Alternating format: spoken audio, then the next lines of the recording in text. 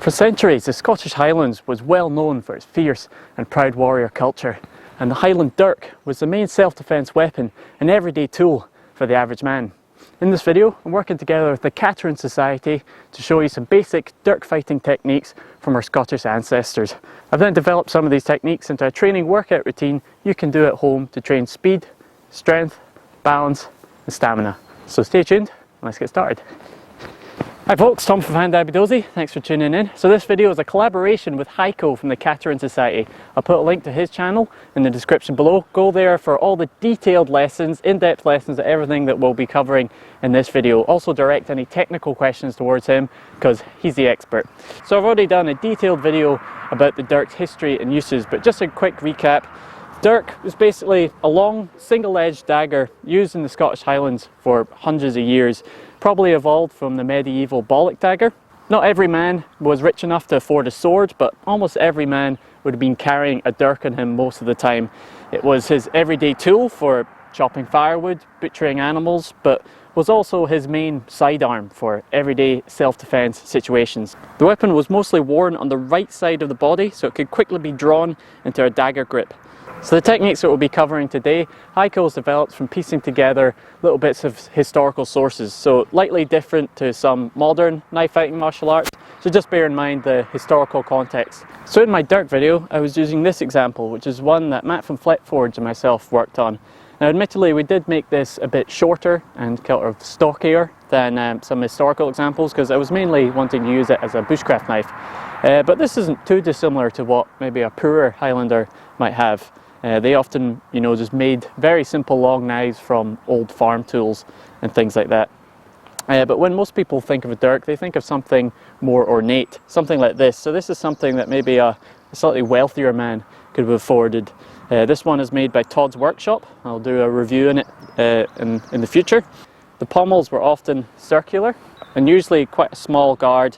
The handle is usually just big enough to fit your hand. But for the purposes of this video, obviously it's not safe to be training with live blades. So here are some examples of some training dirks you can make at home.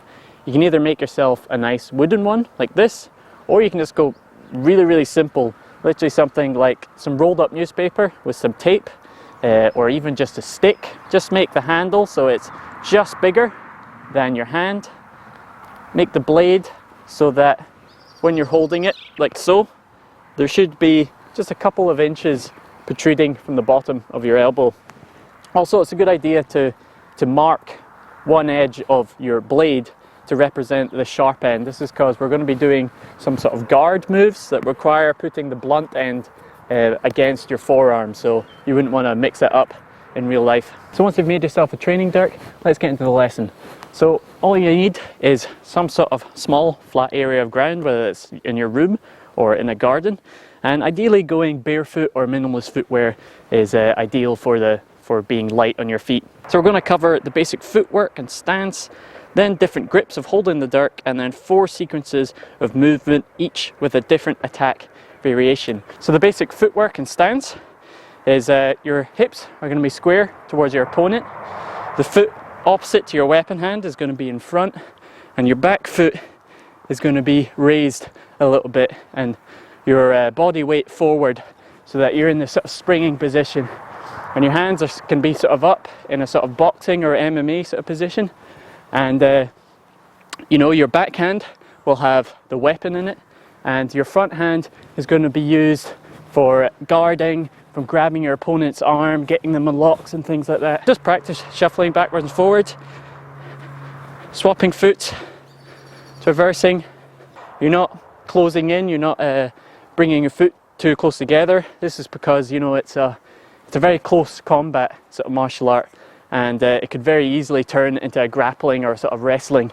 So it's important to always have a wider stance to keep yourself nice and balanced. So now onto the basic grip. So there's 3 basic grips for holding the dirk. The first one is called the dagger grip, which is holding the dirk like so and having your thumb on top of the handle. The reason for having the thumb is it gives you a lot of power, but also if you didn't have the thumb, there's a chance that if you hit your opponent that your hand could slip over the guard and onto the blade, and you're going to have a bad time, especially because dirks typically had a very small guard. So you have your thumb on top like that.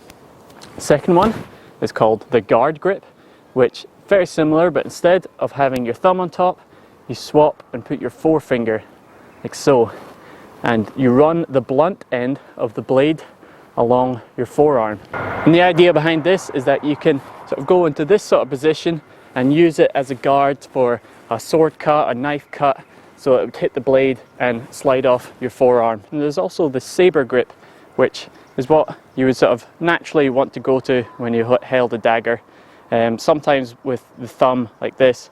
But for the purposes of this video, we're just going to concentrate on the dagger grip and the guard grip. We'll be using this grip for any defensive movement, and then we'll be using the dagger grip for any attacks, cuts, thrusts.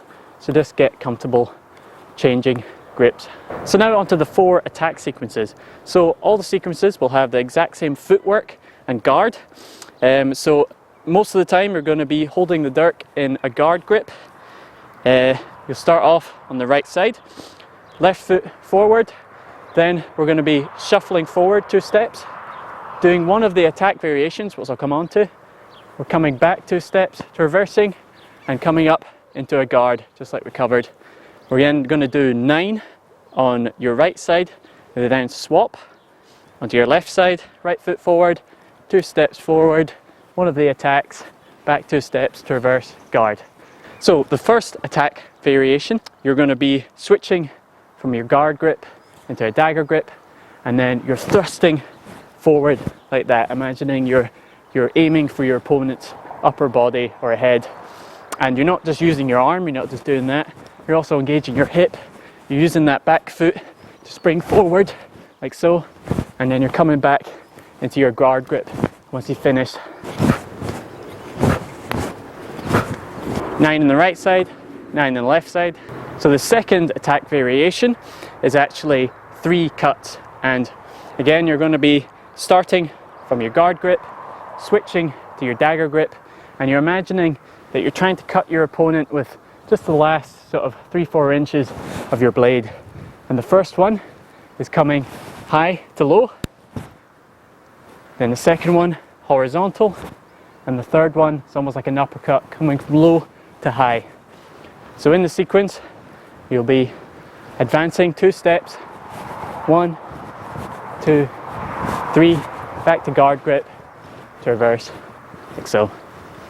The left hand, guard grip, into dagger grip, 1, 2, 3. And again, you're trying to engage that hip, you're trying to engage your core, you're not just using your arm like that. At the same time, you're not overextending, you're not going like that, but you're also not going, so somewhere in between.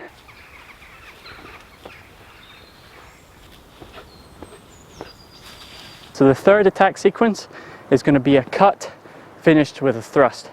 So again, from your guard grip, going to be doing a horizontal cut and then stepping in with that back foot into a thrust. Again, horizontal cut, step in, thrust. Left hand going from guard grip into dagger grip, horizontal cut, thrust. And the fourth and final attack variation is going to be a cut, a hook, finished with a downward thrust. Stepping in with the back foot, doing a thrust, you're imagining that your opponent is doing some sort of a counter attack. You're then, with the dirk blade facing upwards, you're doing a hooking position, hooking movement, stepping in with that back foot, imagining you're sort of controlling your opponent's arm, and then you're finishing with a downward thrust. Same with the left hand, stepping in, hook,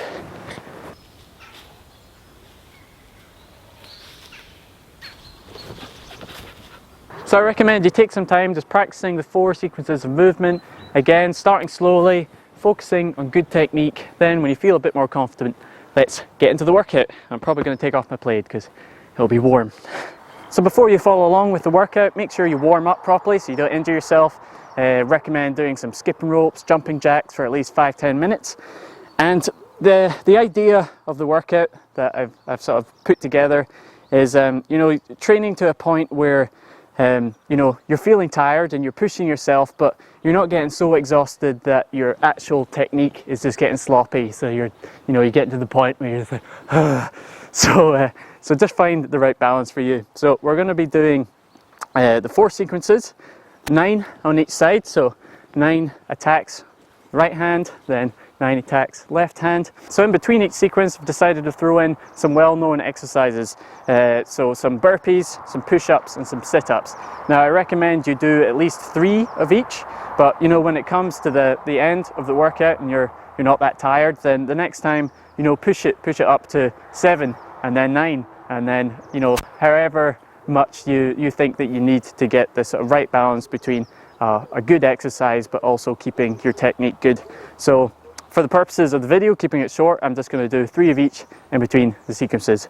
So get your practice, Dirk, make sure you're warmed up, flat space, let's get into it. So the first attack sequence, 1,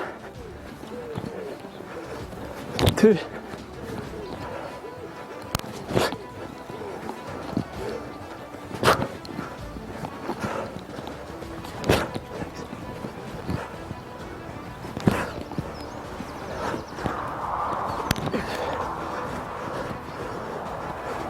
I think that was 9. Swapping on to your left hand, right foot forward. 1,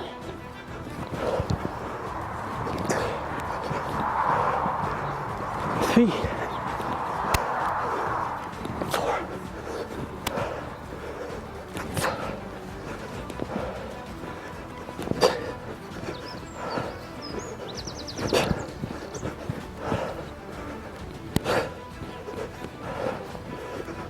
9. Keep losing count. Go into your exercises. So burpees.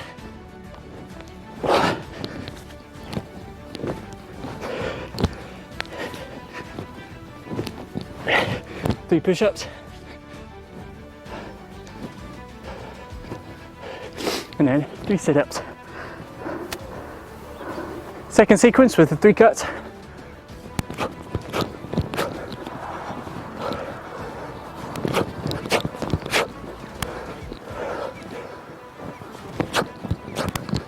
3, 4, 5, 6, 7, 8, 9. Swap hands. 1, 2, 3, 4, 5,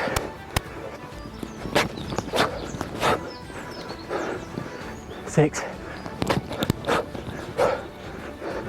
7, 8,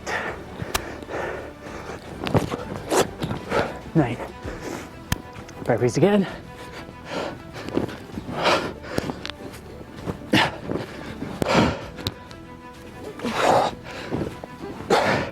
3 push-ups,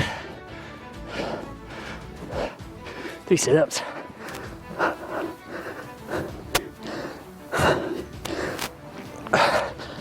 3rd attack variation was going to be the cut and then the thrust. So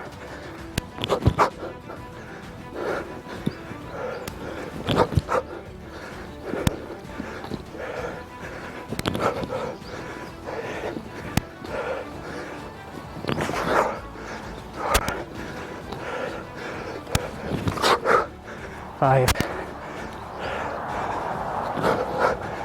6, 7, 8, 9. Left hand. 1, 2, 3, 4, 5, 6, 7, 8, 9, 3 burpees,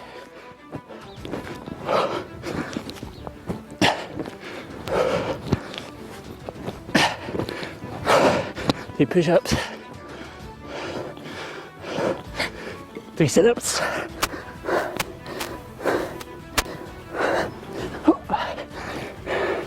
and then the final 4th attack variation, where it's the cut, the hook and the thrust. 1,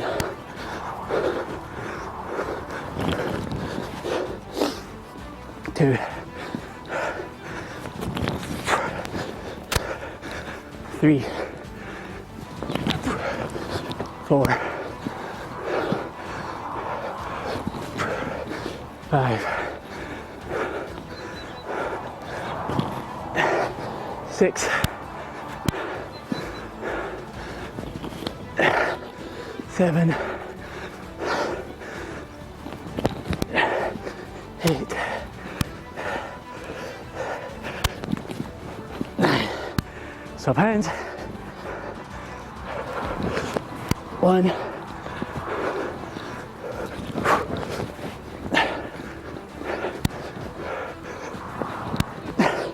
2, 3, 4, 5, 6, 7, 8,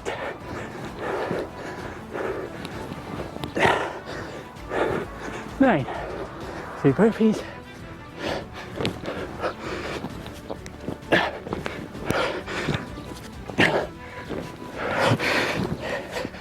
One, 2, 3, big sit-ups. 1, 2, 3. So there you go. Hope you enjoyed that workout I came up with using Heiko's techniques. I've only really been practicing these moves for about a week or so, so you could probably tell that my form was far from perfect. But huge thanks to Heiko for teaching me them. Again, go check out his channel, guys. He's got videos covering all the things that we talked about today, but just in a lot more detail, a lot more in depth, pros and cons of different grips, different techniques, the history of it, stuff like that. So go check out his channel. So I hope you enjoyed that, folks, and I hope you have fun with those techniques. I'll be posting some additional Dirk fighting content on my Patreon page. You basically give a donation of whatever you can afford, and the content is there for everyone. Please share your workouts and your homemade Dirks on my Instagram. Big thanks to Heiko again. I'm sure I'll be doing a video with him again soon. Thanks so much for watching. I'll be back with another video as soon as I can. Cheers, folks. Stay safe and happy training.